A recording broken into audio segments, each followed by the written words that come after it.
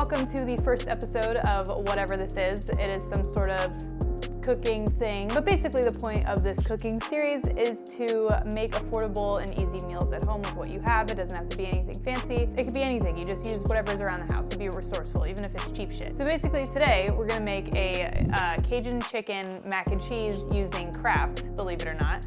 And look, we got quarantine going on right now with coronavirus. You gotta be a little creative with what you got right now. So I went ahead side by side with that. I got some water boiling for the mac and cheese. I olive oiled up my chicken pan, and just a fun little trick to know if your pan is hot, you can just flick it with some cold water, and if it starts like sizzling, then you're good to go. I bought a 1 pound thing of like the chicken breast tenders, whatever. I used about half of that thing, so about like half a pound. I have a seasoning blend that I put together for this. That's paprika, ground black pepper, salt, garlic powder. There was some other stuff too, but I forgot. It's all gonna be listed there in the video. So you're gonna go ahead, unseason, put the chicken on the pan, go ahead and get that started sizzling on one side, and you're gonna season the first side that's face up towards you with our seasoning blend. I like to be generous with my seasoning. You'll know it's time to flip them when you go to flip the chicken breast, and they have like a nice like golden brown color at the bottom, like a nice like outer crust, if you will.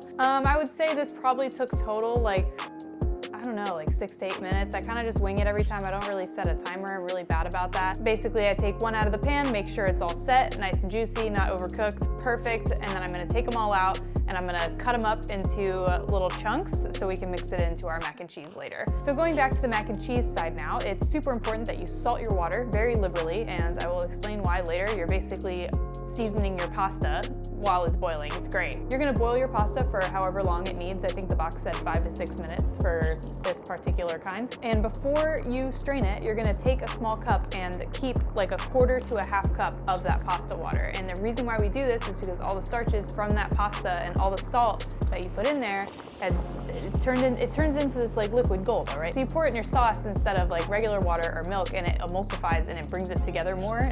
It's just better. It's better. Just trust me. Once you've strained your pasta, you can put in a little bit of fresh minced garlic at the bottom of the pan to saute for a little bit, and you can totally be like me and forget to put olive oil in the pan, but that's fine. And then once that garlic is nice and fragrant in the pan, you're gonna go ahead and add back your pasta.